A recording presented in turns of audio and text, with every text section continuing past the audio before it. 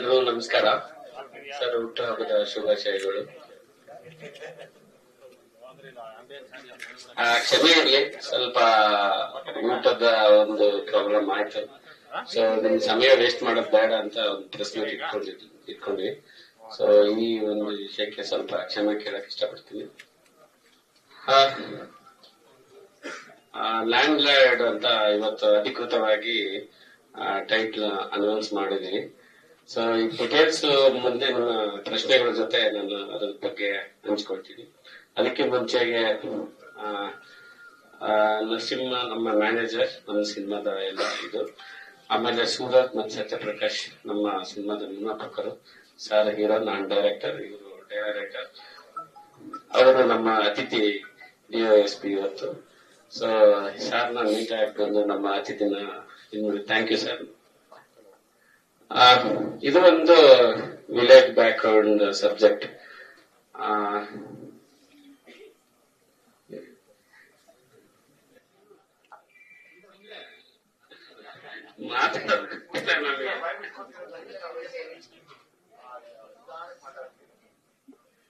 So ಅಂದ್ರೆ ಗುರು ಶಿಷ್ಯರಾದ್ಮೇಲೆ ಒಂದು 2 year ಆದ್ಮೇಲೆ ಈ ಸಬ್ಜೆಕ್ಟ್ ಮಾಡ್ತಾ ಇದ್ದೀನಿ. ಮಧ್ಯದಲ್ಲಿ ಒಂದು ರೈಟಿಂಗ್ ಕಾಟೆರ ಆಯ್ತು, ಅದಾದ್ಮೇಲೆ ಈ ಸಿನಿಮಾ ಮಾಡ್ತಾ ಇದ್ದೀನಿ.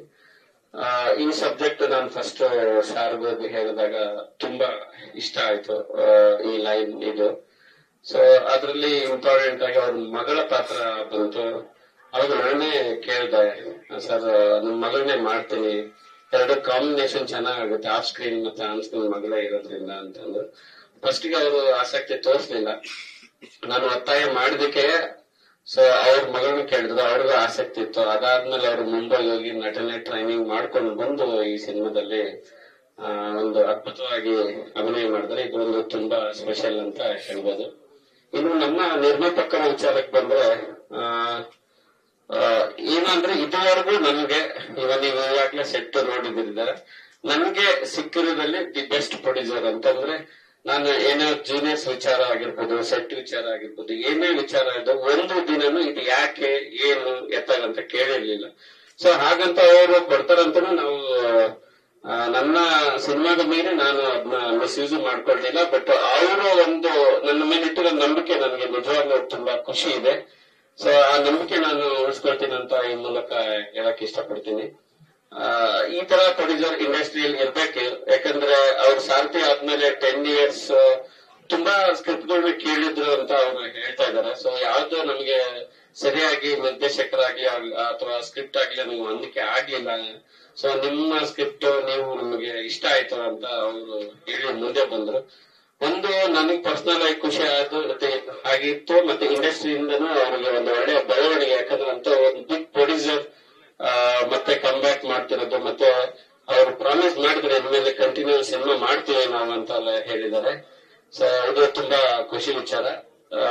ಇನ್ನು ನಮ್ಮ ಸಂಭಾಷಣೆಕಾರರು ಇಬ್ಬರು, ಶ್ರೀಕಾಂತ್ ಮತ್ತು ಮಾಸ್ತಿ ನಾನು ಯಾವಾಗ್ಲೂ ನಮ್ಗೆ ರೈಟ್ ಹ್ಯಾಂಡ್ ಆಗಿ ಜೊತೆಗೆ ಇರ್ತಾರೆ. ಸೊ ಈ ಸರಿ ನನ್ಗೆ ಶ್ರೀಕಾಂತ್ ಯಾಡ್ ಆದ್ರು, ಯಾಕಂದ್ರೆ ಅವ್ನು ನನ್ಗೆ ಸ್ಕ್ರೀನ್ ಪ್ಲೇ ಜೊತೆ ಜರ್ನಿ ಮಾಡ್ದ.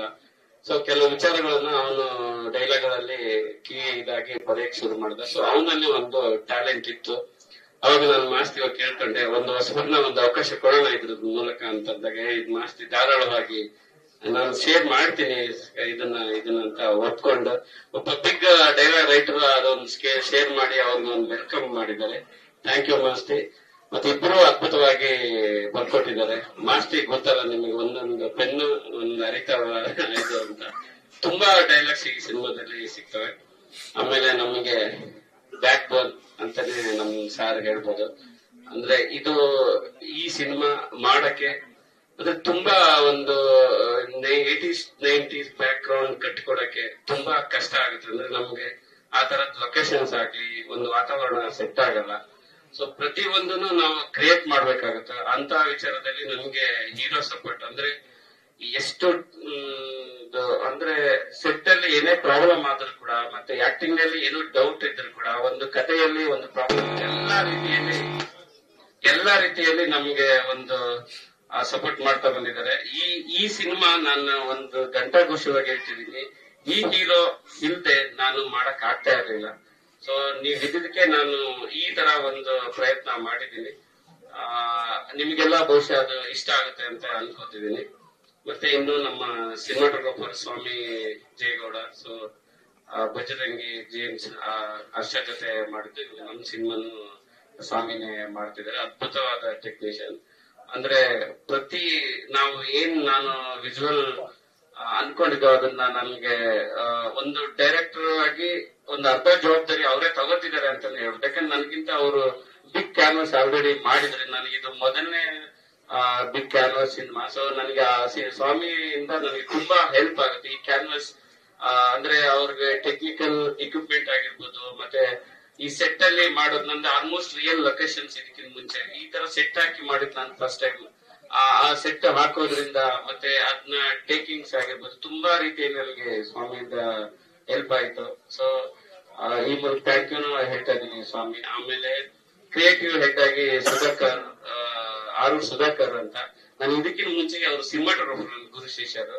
ನಾನು ಈ ಸರಿ ಸಿನಿಮಾಟೋಗ್ರಾಫರ್ ಚೇಂಜ್ ಮಾಡ್ತೀನಿ ಅಂದಾಗ ಅವರು ಸಂತೋಷವಾಗಿ ಒಪ್ಕೊಂಡು ನನ್ನ ಸ್ಕ್ರಿಪ್ಟ್ ಡಿಪಾರ್ಟ್ಮೆಂಟ್ ಆಗಿರ್ಬೋದು ಪ್ರತಿಯೊಂದು ಹಂತದಲ್ಲಿ ಒಂದು ಕ್ರಿಯೇಟಿವ್ ಆಗಿ ಜೊತೆಗಿದ್ದಾರೆ. ಸೊ ಅವ್ರಿಗೂ ಧನ್ಯವಾದ ಹೇಳಕ್ ಇಷ್ಟಪಡ್ತಿದ್ದೀನಿ.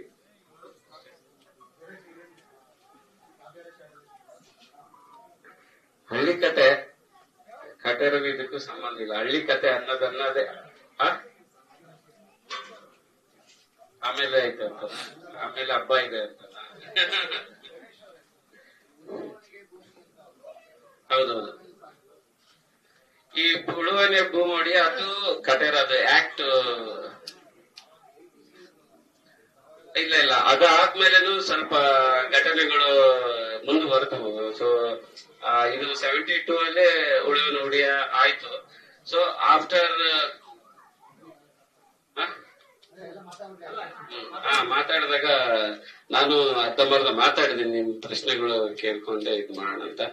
Thank you.